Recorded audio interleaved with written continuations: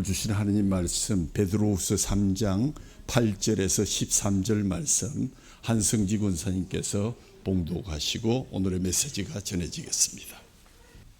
사랑하는 자들아, 주께는 하루가 천년 같고 천년이 하루 같다는 이 한 가지를 잊지 말라. 주의 약속은 어떤 이들이 더디다고 생각하는 것 같이 더딘 것이 아니라 오직 주께서는 너희를 대하여 오래 참으사 아무도 멸망하지 아니하고 다 회개하기에 이르기를 원하시느니라. 그러나 주의 날이 도둑같이 오리니 그날에는 하늘이 큰 소리로 떠나가고 물결이 뜨거운 불에 풀어지고 땅과 그 중에 있는 모든 일이 드러나리로다. 이 모든 것이 이렇게 풀어지리니 너희가 어떠한 사람이 되어야 마땅하나 거룩한 행실과 경건함으로 하나님의 날이 임하기를 바라보고 간절히 사모하라. 그날에 하늘이 불에 타서 풀어지고 물질이 뜨거운 불에 녹아지려니와 우리는 그의 약속대로 의가 있는 곳인 새하늘과 새 땅을 바라보도다.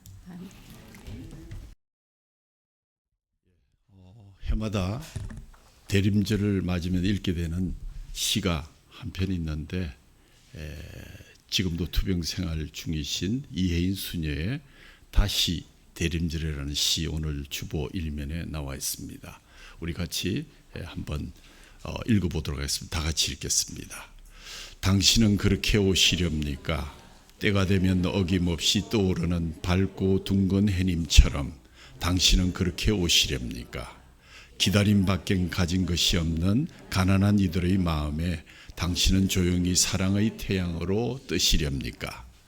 뜨질 줄 몰라 기쁨을 잃어버렸던 우리의 어리석음을 뉘우치며 이제 우리는 기다림의 은혜를 새롭게 고마워합니다. 기다림은 곧 기도의 시작임을 다시 배웁니다.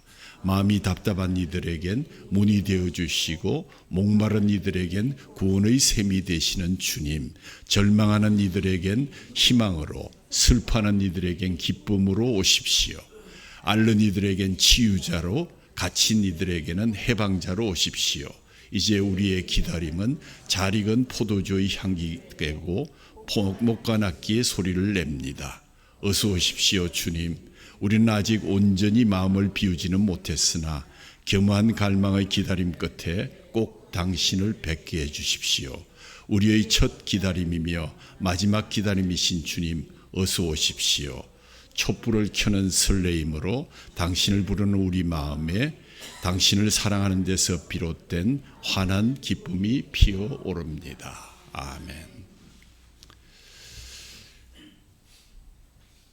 3주간의 특별 감사 절기를 우리에게 허락해 주셨고 이렇게 해서 다시 맞는 2025년을 향한 대림절 잔잔한 기대와 감사의 떨림이 새롭습니다.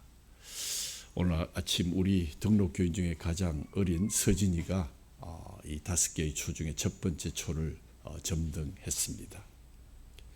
대림절이란 말은 오다 또는 도착하다는 뜻을 가지신 라틴어 어드벤투스에서 온 말로서 성탄절절 4주간 동안 온 세상의 구세주로 오시는 아기 예수를 기다리는 절기를 우리가 대림절, 대강절, 또 애드벤트 이렇게 부릅니다. 그래서 이 기간에 읽게 되어 있는 주로 말씀은 많이 중복이 되죠. 주로 기다림과 준비에 관한 말씀들입니다. 오래전에 뉴욕 타임즈에 이런 글 한 토막이 났습니다. 벌써 한 10년이 됐네요. 8번가로 가는 버스를 타기 위해서 줄을 서서 기다리고 있는데 옆 사람이 큰 소리로 말하기 시작했다. 오늘이 내 생일이야. 75번째 생일이란 말이야. 그런데 지난 세월 동안 내가 한 일이라고 생각해 보니까 그저 기다리고 또 기다린 것뿐이란 말일세. 그 말을 듣고 옆에 있던 분이 그게 무슨 말씀이세요? 하고 말참견을 하니까 노인이 한평생을 무엇을 기다리거나 누구를 기다리다가 다 끝난 것 같아. 그러더니 주문을 외듯이 이렇게 계속 엎절입니다. 18세가 되기를 얼마나 고대했던가. 면도할 날이 얼마나 빨리 오기를 기다렸던가. 투표할 날이 오기를 술집에 마음 놓고 들어가서 한 잔 꺾을 수 있는 날이 오기를 어서 빨리 커서 여인을 사랑할 수 있기를, 또 결혼할 날이 오기를, 첫 아이가 태어나기를 얼마나 기다리고 기다렸던가. 그렇다. 이제는 죽을 날만을 기다리고 있으니. 그러면서 감정이 복받쳤는데, 에이, 빌어먹을 이놈의 버스마저 기다려야 하니 더 이상 못 참겠다 하면서 그 줄을 빠져나가고 사라지고 말았다 하는 그러한 칼럼이었습니다. 이 칼럼을 읽으면서 대비되는 한국판 한 예화가 생각났습니다. 날이 갑자기 추워지면서 버스 정류소에 기다리는 사람들의 줄이 길어집니다. 간밤에 내린 눈으로 길은 질퍽하고 해가 지기 시작합니다. 기다리는 사람들의 마음도 조급해집니다. 시장 바구니를 든 주부는 가족들에게 따뜻한 된장찌개를 끓여서 대접하려는 마음으로, 또 시장 조사를 마치고 부장님께 결과 보고를 드린 후에 퇴근길에 친구들과 한잔하기로 약속한 마음으로, 집으로 가서 옷을 갈아입고 학원 갈 준비에 1분이 바쁜 고3 수험생의 마음으로, 이런저런 마음으로 싸늘한 날씨처럼 조급한 마음들이 마침내 도착한 버스에 올라타서 출발을 기다립니다. 그런데 운전기사님이 쌍깜빡이만 켜고 백미러를 의식하면서 계속 쳐다보면서 시간을 지체합니다. 그러니까 승객들 중에 성미가 급한 분 한 분이 참다 못해 한마디 뱉습니다. 어이 기사 양반, 빨리 갑시다. 그만 갑시다 이제. 기사님이 말하기를, 예, 잠깐만요. 얼마 뒤에 불룩한 무거운 백팩을 메고 양손에 신발 주머니와 도시락 가방을 든 비만형 한 초등학생이 숨을 껄떡거리면서 겨우 버스에 오릅니다. 아저씨 고맙습니다.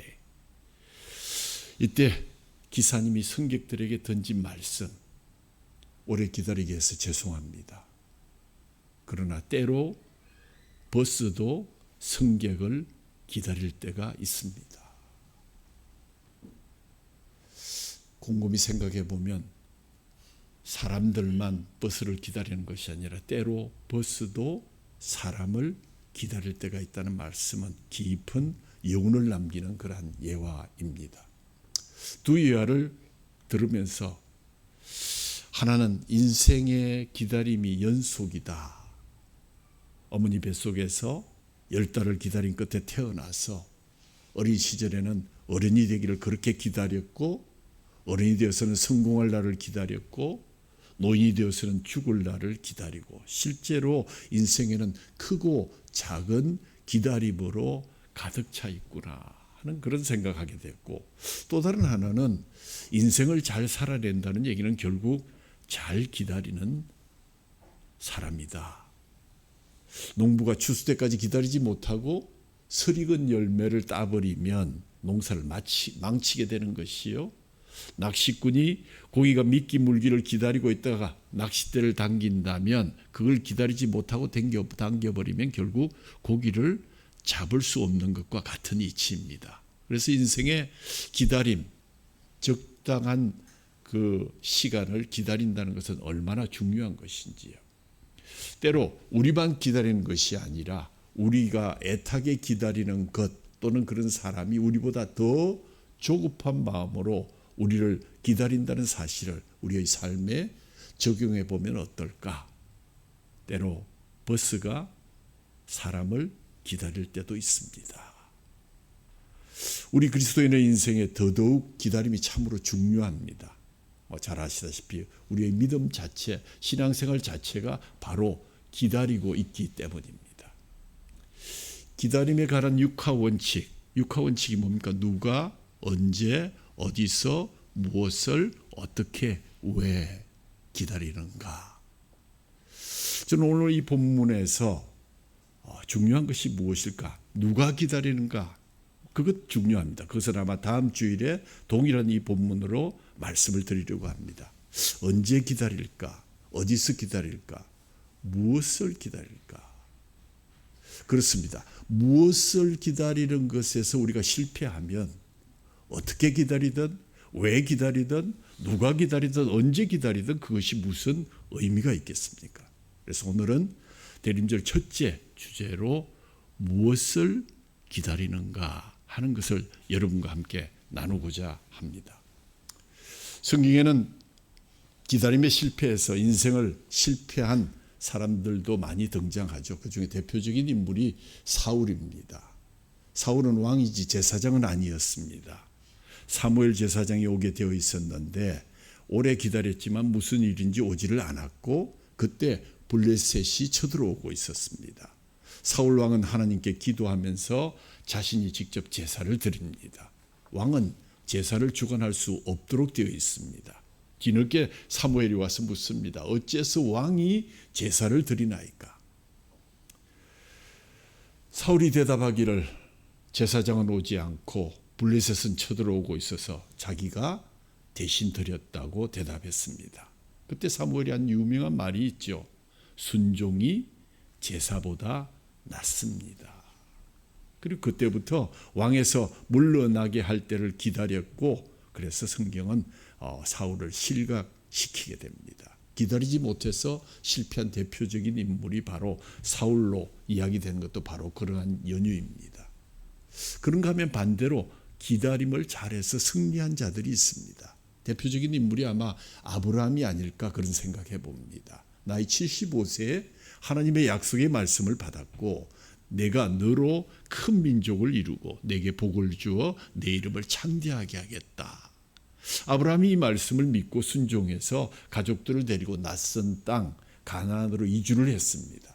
그런데 무려 25년이 지나도록 약속한 큰 민족은 씨 하나 받을 수 없는 긴 기다림 끝에 겨우 나이 100세에 아들 하나를 얻게 됩니다. 그리고 큰 민족을 이루게 된 것은 아브라함이 죽고 난 뒤에 약 500여 년 뒤에 모세 시대에 비로소 그 형체를 갖추게 됩니다. 아브라함과 아브라함의 자손들은 하나님의 약속을 믿고 긴 기다림 끝에 그 약속이 이루어지는 것을 보게 되었습니다. 그러고 보면 신앙이 좋다는 것은 믿음으로 하나님의 때를 기다리는 것이 아닐까 하는 그런 생각해 봅니다. 야곱도 마찬가지입니다. 죽이려는 형의 낯을 피하여서 부엘세바를 떠나서 하란으로 가던 첫날 밤 베델에서 하나님을 만나게 되죠. 하나님은 큰 축복을 약속하시면서 이 자리로 돌아오게 될 것이라고 말씀해 주셨습니다. 야곱은 그날을 기다렸습니다. 무려 20여 년 만에 이루어졌습니다. 그런 의미에서 야곱도 기다림에 성공한 사람 중의 하나라고 할 수 있습니다. 노아는 어떻습니까? 더 놀라운 기다림의 사람이었습니다. 하나님께서 노아에게 비로 온 세상을 벌할 터이니 배를 만들라고 그것도 산 꼭대기에 배를 만들어서 비를 기다리라고 했는데 120년 만에 비가 왔습니다. 오랜 기다림 끝에 성공한 사람 노아. 오늘 본문에서 베드로는 우리에게 이렇게 말하고 있죠. 사랑하는 자들아 주께는 하루가 1000년 같고 1000년이 하루 같은 이 한 가지를 잊지 말라. 주의 약속은 어떤 이의 더디다고 생각하는 것 같이 더딘 것이 아니라 오직 너희를 대하여 오래 참으사 아무도 멸망치 않고 다 회개하기에 이르기를 원하시는도라. 그러나 주의 날이 도적같이 오리니 그날에는 하늘이 큰 소리로 떠나가고 체질이 뜨거운 불에 풀어지고 땅과 그 중에 있는 모든 일이 드러나리로다. 이 모든 것이 이렇게 풀어지리니 너희가 어떠한 사람이 되어야 마땅하뇨. 거룩한 행실과 경건함으로 하나님의 날이 임하기를 바라보고 간절히 사모하라. 그날에 하늘이 불이 타서 풀어지고 체질이 뜨거운 불에 녹아지려니와 우리는 그의 약속대로 의에 거하는 바 새하늘과 새 땅을 바라보도다.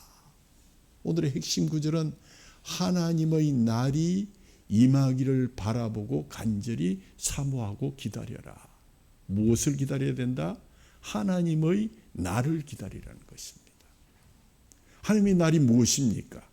하나님의 날을 기다리는데 승리하는 사람이 믿음의 길을 끝까지 간 사람, 그 사람이 바로 승리하는 사람이다. 하나님의 날이 무슨 날일까? 미국에 가면 콜럼버스의 날이 있는데 그날은 온통 콜럼버스에 대한 이야기로 대화가 이어집니다.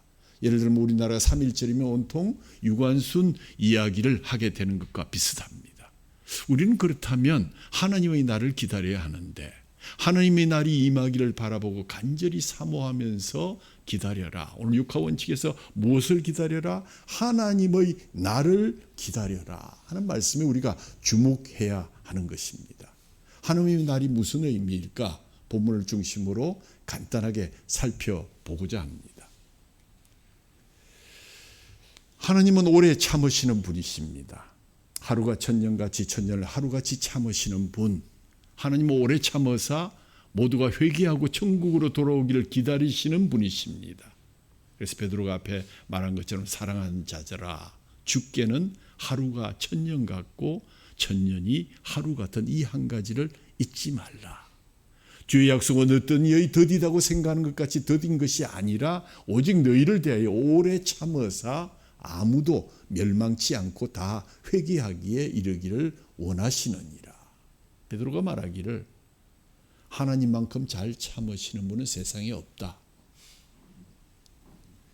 탈무드에 이런 얘기가 나옵니다. 아브라함이 자기 집 앞에 있는 나그네가 지나가니까 몹시 지쳐있는 나그네를 자기 집에 들여서 불러서 잠시 쉬고 가라고 권합니다.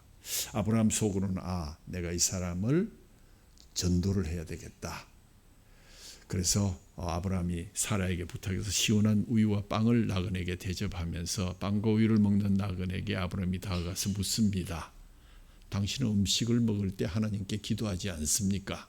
나그네가 무뚝뚝하게 대답합니다. 나는 페르시아 사람입니다. 우리는 하나님을 믿지 않습니다.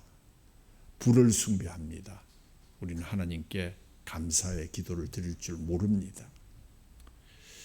믿음이 충만한 아브라함이 그 말을 들으려 하니까 그냥 가슴에 그냥 불이 생깁니다. 결국 큰 논쟁이 벌어졌고 아브라함이 화가 머리까지 치솟아서 삿대질을 하면서 당신 같은 사람은 우리 장막에 들어올 자격이 없으니 당장 나가시오. 나그네는 화가 나서 뒤도 돌아보지 않고 나가버렸습니다. 아브라함이 떠난 나그네의 모습을 바라고 있을 때 하나님의 천사가 아브라함에게 와서 말합니다. 아브라함아, 하나님은 저 사람을 위해서 50년을 참고 너를 만나게 했는데 너는 1시간도 못 참는구나.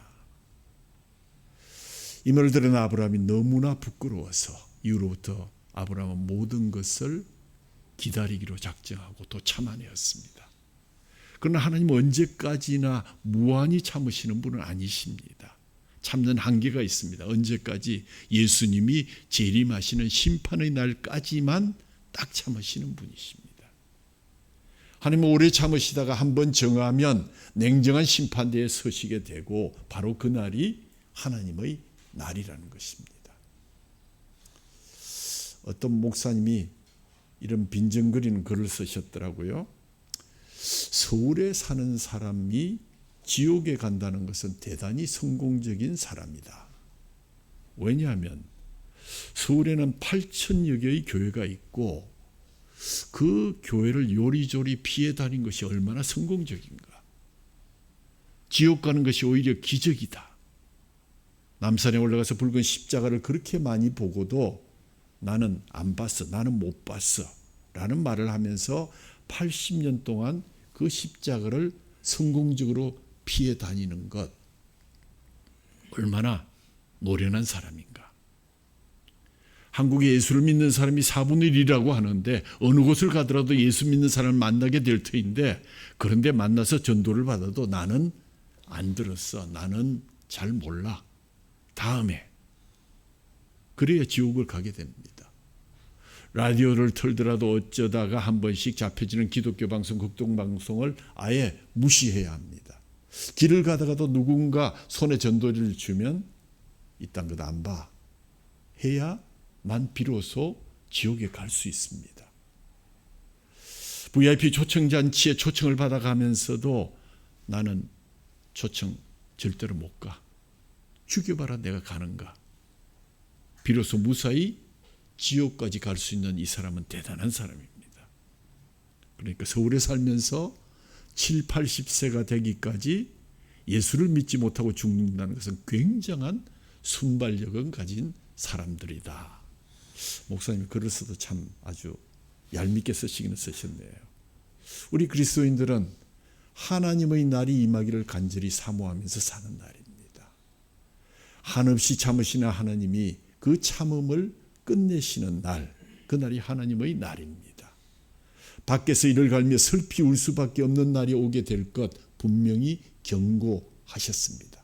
그 전에 우리는 우리의 이웃들과 또 잃어버린 모든 영혼들을 때를 얻든지 못 얻든지 구원해야 될 그러한 책임이 있는 것을 다시 한번 생각하게 됩니다.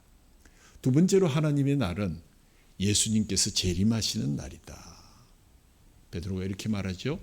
그러나 주의 날이 도적같이 오리니 그날에는 하늘이 큰 소리로 떠나가고 체질이 뜨거운 불에 풀어지고 땅과 그 중에 있던 모든 일이 드러나리로다. 주님이 도적같이 오시는 그날이 하나님의 날입니다. 예수님은 반드시 재림하십니다. 그런데 도적같이 오십니다. 좀 예수님을 도적이라 하니까 좀 도적같이 오신다는 얘기입니다. 도적이 몇 월 며칠 12시쯤에 내가 방문할 테니까 단단히 지키고 있으라고 통보하는 그런 도둑은 없습니다. 예수님이 이 땅에 심판으로 다시 오실 것입니다. 그날이 도적같이 올 것을 대비하면서 기다리는 이에게는 하나님의 축복이 있을 것입니다. 항상 준비하고 기다리는 이에게 축복이 따르게 되는 것입니다. 베드로가 이렇게 말하죠. 그날에는 하늘이 큰 소리로 떠나가고 체질이 뜨거운 불에 풀어지고 땅과 그 중에 모든 일이 드러나리로다. 하나님의 날이 임하기를 바라보고 간절히 사모해야 되는 이유이다. 우리 손양원 목사님 평생 새벽 기도하러 나가시면서 늘 기도하는 첫머리가 주님 오늘 오시렵니까? 주님이 재림하시는 날이 우리가 바로 기다리는 하나님의 날입니다. 도적같이 임할 것입니다. 최근에 이스라엘의 제3성전을 지어야 한다는 그러한 여론이 있고 또 한국에서도 기도로 응원해 줄 것을 요청하는 그러한 편지들도 받게 됩니다. 기독교 신문에 어떤 그 성전연구소 소장이 써낸 글에 보니까 두 손으로 최선을 다하는 자에게만 하나님의 도움이 있을 것입니다. 우리는 때를 얻든지 못 얻든지 이 하나님의 원하시는 제3성전을 짓고 하나님의 마지막 날을 하나님께서 우리에게 주시는 이 땅에서의 마지막 날을 준비하게 될 것입니다. 이스라엘이 흘러가는 표정을 보면 앞으로 지구 종말이 어떻게 될까 참 궁금해지지만 분명한 것은 어제보다도 오늘이 그 재림의 날이 하루 더 가까워졌다는 사실을 우리는 꼭 기억해야 됩니다. 2000년이 지났는데 아직 오지 않는데 언제 오실까? 오늘 오실 수도 있습니다. 아무도 알지 못합니다. 예수님도 알지 못한다고 말씀하셨습니다. 마태복음 24장 작은 계시록이 불법이라는 별명이 붙어 있죠. 그 예수님의 재림이 종말인데 재림 때는 이런 일들이 있을 것이다. 요약하면 첫 번째, 자기가 재림 예수라고 하는 적 그리스도가 많이 나타난다. 한국에는 이미 수없이 나타나 있습니다. 두 번째로 난리와 난리의 소문이 날 것이다. 정말 난리 우리가 많이 겪고 있고 지금도 소문을 듣고 있습니다. 민족이 민족을 치는 전쟁이 있을 것이다. 처처에 기근이 있을 것이다. 곳곳에 지진이 있을 것이다. 상상을 초월하는 불법이 판을 치게 될 것이다. 6, 7가지를 보면 주님의 날, 하나님의 그 날이 결코 멀지 않았다는 사실을 우리는 알게 됩니다. 2000년 안 왔으니까 설마 내 살아있는 20, 30년 동안에 오겠는가? 그렇게 생각하면 그것은 하나님의 뜻을 잘 모르시는 것입니다. 우리가 기다리는 것이 아니라 하나님이 기다리고 계십니다. 하나님이 때를 정하실 것입니다. 무화과나무의 비유를 배우라. 그 가지가 연하여지고 잎사귀를 내면 여름이 가까운 줄을 아나니 이와 같이 너희도 이 모든 일을 보거든 인자가 가까이 곧 문 앞에 이른 줄을 알라. 내가 진실로 너희에게 말하노니 이 세대가 지나가기 전에 이 일이 다 이루리라. 천지는 없어지겠으나 내 말은 없어지지 아니하리라. 그러나 그 날과 그때는 아무도 모르나니 하늘의 천사들도 아들도 모르고 오직 아버지만 아시느니라. 노아의 때와 같이 인자의 임함도 그러하리라. 홍수전에 노아가 방주에 들어가는 날까지 사람들이 먹고 마시고 장가들고 시집가고 있으면서 홍수가 나서 저희를 다 멸하기까지 깨닫지 못했느니라. 인자의 임함도 이와 같으리라. 그때 두 사람이 밭에 있으며 하나는 데려감을 당하고 하나는 버려둠을 당할 것이요, 두 여자가 매를 갈고 있으며 하나는 데려감을 당하고 하나는 버림을 당할 것이다. 그러므로 깨어있으라. 어느 날에 너희가 주가 임할는지 너희가 알지 못함이니 너희도 아는 바니 만일 집주인이 도적이 어느 경점에 올 줄을 알았더라면 깨어있어서 그 집을 뚫지 못하게 하였으리라. 이러므로 너희도 예비하고 있으라. 생각지 않은 때에 인자가 오시리라. 생각하는 때에 오는 것이 아니라는 것입니다. 마태복음 24장의 말씀입니다. 예수님 재림 징조 가운데 심상치 않은 일들이 많이 있지만 특별히 종교학자들이 주목하고 있는 것은 유대인들이 이스라엘로 점점 귀환하고 있다. 특별히 가장 어려운 귀환이 미국에 살고 있는 유대인들, 성공한 유대인들, 850만 정도의 유대인이 살고 있는데 거의 큰 부자들이요, 다 성공한 사람들입니다. 어느 도시에 가든지 유대인들이 살고 있는 집들이 가장 비싼 고급 주택가를 이루고 있고, 이들은 이런 것을 버리고 하나 둘 이스라엘로 귀환하고 있습니다. 예수님 재림하실 때 유대인들의 귀환이 있을 것을 성경 곳곳에 예언하고 있고, 한편 예수님 재림 때에는 제3성전이 복원될 것이다 라는 예언도 많이 나오고 있습니다. 여러분이 아시다시피 제1성전은 솔로몬 성전인데 BC 586년 바벨론이 쳐들어와서 성전을 헐어버리고 말았고, 제2성전은 헤롯 성전입니다. 스룹바벨 성전을 개축한 것인데 예수님 당시의 성전으로 AD 70년 로마 타이투스 장군이 사개 군단 8만 명을 데리고 와서 110만 명을 죽였습니다. 9만 7천 명을 포로로 데려갔습니다. 그때 성전을 돌 하나 남겨놓지 않고 무너뜨렸다는 그러한 예수님의 말씀이 실현된 것입니다. 그 후에 이스라엘 백성들은 제3성전을 짓기 위해서 하루에 3번씩 통곡의 벽에 와서 기도하고 있습니다. 무려 2000년간 이어진 이 기도, 자기들이 성전을 지었던 자리를 아랍인에게 빼앗겨서 회교, 황금, 돔 사원 모스크를 짓고 나니까 그것을 빼앗고 성전을 지어야 되는데 그런 징조가 나타나면서 제3성전에 대한 설계도도 이제 떠돌기 시작합니다. 글쎄요, 사람의 뜻으로 되는 것은 아니지만 점점 그 징조가 우리에게 가까이 왔고 그렇게 멀지 않다는 생각이 듭니다. 하나님의 날은 예수님이 재림하신 날입니다. 우리 그리스도인들이 최고로 기다리고 있는 그날, 바로 그것이 하나님의 날입니다. 세 번째로 이 하나님의 날은 새하늘과 새 땅을 바라보는 날입니다. 베드로가 말하기를 거룩한 행실과 경건함으로 하나님의 날이 임하기를 바라보고 간절히 사모하라. 그날에 하늘이 불에 타서 풀어지고 체질이 뜨거운 불에 녹아지려니와 우리는 그 약속대로 의에 거하는 바 새하늘과 새 땅을 바라보도다. 의의 새하늘과 새 땅이 이루어짐으로써 인류 역사는 모두 끝나게 되고 교회의 사명도 끝이 나고 지교회가 완성되는 날입니다. 그날이 바로 우리가 간절히 기다리는 하나님의 날이라는 것입니다. 교회가 이 지상에서 이제 함께 사라질 것입니다. 우리가 보는 하늘도 불에 타서 없어진다고 했습니다. 하늘이 어떻게 불이 탈지 그건 우리의 상상이지만 참 하나님의 신비에 속하는 일입니다.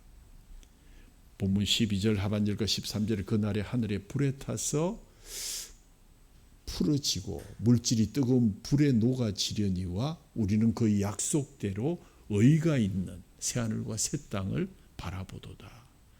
하늘이 큰 소리로 떠나가고 물질이 뜨거운 불에 풀어지는 것은 천지 창조 이전의 혼돈 상태를 연상시키는 그러한 표현이기도 합니다. 이 세상이 창조 이전의 상태처럼 된다는 것은 하나님의 마지막 심판과 함께 새하늘과 새 땅의 창조가 바로 우리 눈앞에 이곳에서 이루어진다는 것을 말합니다. 그래서 우리는 거의 약속대로, 하나님이 약속하신 대로 의가 있는 곳, 의가 지배하는 새하늘과 새 땅을 바라보게 될 것인데, 그것이 곧 하나님의 날이다. 우리가 그것을 기다리고 있다라고 성경은 말합니다. 그러므로 우리는 다시 오시리라는 주님의 약속을 굳게 믿고 그날을 기다려야 합니다. 본문 12절에서 14절에 보면 바라본다는 말이 매 절마다 반복됩니다. 하나님의 날이 임하기를 바라보고 간절히 사모하라. 그날에 하늘이 불에 타서 풀어지고 물질이 뜨거운 불에 녹아지려니와 우리는 그의 약속대로 의가 있는 곳인 새하늘과 새 땅을 바라보도다. 그러므로 사랑하는 자들아, 너희가 이것을 바라보나니 주 앞에서 점도 없고 흠도 없이 평강 가운데서 나타나기를 힘쓰라. 우리가 주님께서 오시기를 기다린다는 것은 그가 이 세상의 모든 것에 대해서 의의 심판을 하시고 이루실 새하늘과 새 땅, 새로운 세상을 기다리는 것입니다. 우리는 그의 약속대로 의가 있는 곳인 새하늘과 새 땅을 바라보도다. 이 새 세상은 의가 있는 곳, 주님이 오셔서 의로운 세상을 만들 것입니다. 오늘 본문은 또 우리가 의가 있는 새하늘과 새 땅이 이루어지기를 기다린다면 거기에 합당한 준비를 해야 할 것이다. 의로운 새 세상이 이루어질 날을 믿고 기다리는 하나님 나라 백성이 마땅한 삶이 무엇인가? 거룩한 행실과 경건함으로 하나님의 날이 임하기를 바라보고 간절히 사모하십시오. 그러므로 사랑하는 자들아, 너희가 이것을 바라보나니 주 앞에서 점도 없고 흠도 없이 평강 가운데 나타나기를 힘쓰라. 이것은 우리에게 어떤 곤욕, 힘든 노력을 얘기하는 것이 아니라 하나님을 기쁘시게 하기 위해서 우리가 늘 정의와 인자와 또 겸손으로 하나님과 동행할 때 일어나는 그 기쁨의 동행, 성화의 길을 우리에게 말씀하는 것입니다. 이미 우리는 구원을 확정받았습니다. 그러나 그 길을 걸어감에 있어서 거룩한 행실과 경건함으로 하나님의 날이 임하기를 바라보고 간절히 사모하는 것은 우리의 마땅한 도리입니다. 그것이 바로 우리의 삶의 목표이기도 합니다. 주님께서 다시 오시고 의의 심판을 하시며 새 세상을 만드실 것이고 그날이 도둑같이 올 것을 믿는 이들에게 요구되는 것이 점도 없고 흠도 없이 평강 가운데 주 앞에 나타날 수 있도록 거룩한 행실과 경건함으로 사는 것이다. 그냥 그렇게 사시면 되는 겁니다. 감사함으로 하나님이 기뻐하시는 뜻대로 오직 공의를 행하시면서 오직 인애를 또 인자를 사랑하면서 오직 겸손하게 하나님과 동행하시면 되는 것입니다. 이때 우리들의 교회는 사명을 다 끝내고 사라지고 하늘의 그 새로운 새하늘과 새 땅이 이곳에 완성되게 될 것입니다. 필리핀에 가면 유독 아름다운 교회를 몇 군데 볼 수가 있습니다. 이 이글레시아라는 교단이 있는데 이 교단의 교회들은 건물을 최고로 예쁘고 아름답게 짓습니다. 참 아름답죠? 예수님이 재림하시는 날 교회도 들림을 받는다고 믿고 있기 때문입니다. 교회 건물도 같이 올라갈 것으로 믿고 있습니다. 하늘나라에 그대로 존재할 교회라고 믿기 때문에 건물을 잘 짓고 있습니다. 그런데 분명한 사실은 건물은 교회가 아니라 우리의 영혼이 교회이기에 건물은 올라가지 않습니다. 지구상에 있는 교회가 사명을 끝내는 날이 하나님의 날입니다. 뜨거운 것에 다 모든 것이 타고 말 것입니다. 하나님이 이 세상에 딱 두 가지의 기관을 세우셨습니다. 하나는 가정이요, 하나는 교회입니다. 하나님은 학교를 이 땅에 친히 세우지 않으셨고 정부도 나라도 세우지 아니하셨습니다. 하나님이 이 땅에 세우신 기관은 가정 말고는 교회밖에 없습니다. 그러므로 교회의 꿈은 곧 하나님의 꿈입니다. 하나님은 하나님의 기관인 교회의 꿈이 이루어지기를 소원하고 계시고 이날이 바로 하나님의 날입니다. 성경은 기다림에 승리한 사람들의 기록부입니다. 우리 모두 기다리는 것이 있다면 우리는 개인적으로 기다리는 것은 기다리고 교회적으로 우리 교회가 교회다운 교회가 되기를 위해서 하나님의 기뻐하시는 그러한 교회 될 수 있도록 우리가 기다려야 할 것입니다. 그렇다면 우리에게 새로운 우리에게 비전 주신 것 중에서 선교가 빠졌다 이렇게 생각하는 분이 있으실지 모르겠지만 우리가 오직 공의를 행하고 오직 인자를 사랑하며 오직 겸손으로 하나님과 동행하는 그것 이상의 선교가 어디에 있겠습니까? 때를 얻든지 못 얻든지 땅끝까지 복음을 전해야 하는 것, 이러한 자세로 우리가 살아가야 바로 마지막 날 주님의 날에 또 주님을 기쁨으로 맞을 수가 있을 것입니다. 주님이 마지막 날에 그렇게 만들어 주실 것이요 교회를 통해서 그러한 역사를 반드시 이루어 주실 것입니다. 하반기 전도 대상자를 올려놓고 계속 기도해 왔습니다. 그 중에 하나님의 생명책에 기록된 사람이 누구인지 우리는 몰라도 우리는 계속 기도하며 그들의 영혼 구원을 하나님께 맡기면서 계속 기도해야 할 것입니다. 이름을 아직 내지 못했지만 우리의 자녀들의 이름도 포함되어야 할 것입니다. 그리고 때가 되면 교회로 초청해서 예배에 참여해야 되고 주님이 가장 기뻐하시는 일에 합력하여 선을 이루어서 그들도 함께 우리와 천국 여정을 달려갈 수 있는 성화의 길을 걸을 수 있도록 이 일을 꼭 감당하시는 저와 여러분 되기를 주님의 이름으로 축원합니다. 로마서 13장 11절에 너희가 이 시기를 알거니와 자다가 깰 때라 벌써 되었으니 이는 이제 우리의 구원이 처음 믿을 때보다 가까웠습니다. 우리는 기다리는 사람들입니다. 기다림의 시간은 점점 더 가까워지고 있는 것은 분명합니다. 이 기다림을 승리하는 것이 곧 인생의 승리입니다. 베드로는 하나님 나라를 간절히 기다리라. 하나님 나라는 어떤 날인가? 오래 참으시는 하나님의 인내가 끝나는 날이요. 우리 주님 약속하신 대로 재림하시는 날이요. 교회가 완성되어서 새하늘과 새 땅을 목도하게 되는 날이다. 그날에 실패하지 않도록 자다가 깨어야 하고 회개해야 되고 기름통에 기름 가득 채우고 잠에서 깨어서 세미한 음성에 귀를 기울여야 합니다. 이것은 기쁨의 기다림입니다. 교회가 사명을 다하고 마침내 의의 새하늘과 새 땅을 보게 될 터인데 간절히 사모하는 마음으로 주 예수여 오시옵소서 마라나타 우리가 준비하는 저와 여러분 되어서 기다림에 승리하는 하나님께서 기뻐하시는 길 공동체가 되시기를 주님의 이름으로 축원합니다. 아멘. 우리 찬송가 180장 같이 부르신 후에 성만찬 예식을 하도록 하겠습니다.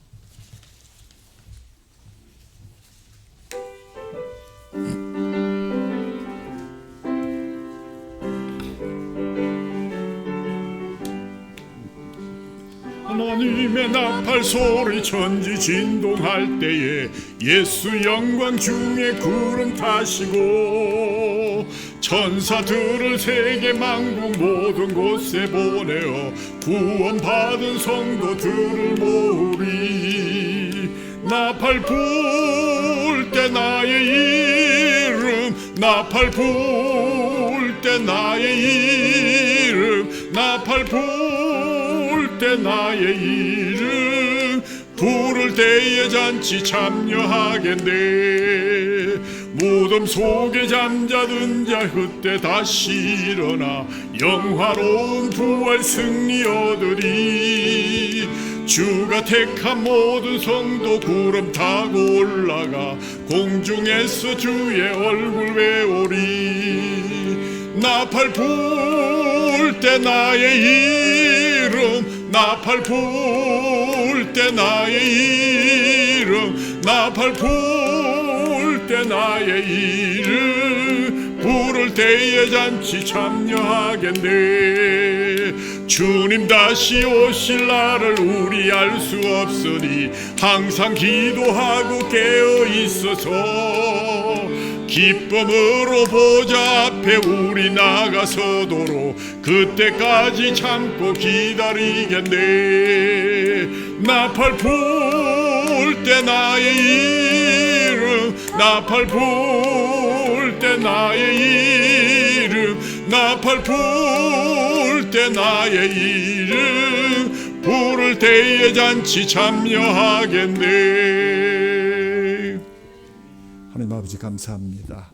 교회가 사명을 다하고 마침내 의의 새하늘과 새 땅을 보게 될 터인데 주님 하나님의 나를 간절히 사모하는 마음으로 주 예수의 오시옵소서 마라나타로 준비하는 성도들이 되게 하여 주옵소서. 이 말씀 주시고자 우리에게 새로운 그러한 성만찬의 예식을 세우시고 주님 십자가에서 돌아가신 후에 또 부활하시고 승천하셨습니다. 이 기다림에 승리하라고 오늘도 주님의 깨어진 살과 주님의 흘리신 보혈을 우리에게 주시니 감사합니다. 우리 자신을 돌아보고 주님이 주신 이 귀한 예식 저희들이 주님의 그 복음을 기억하고 전하고 또 기념하는 백성들이 다 되게 하여 주옵소서. 우리 주 예수 그리스도 이름으로 감사하며 기도하옵나이다. 아멘.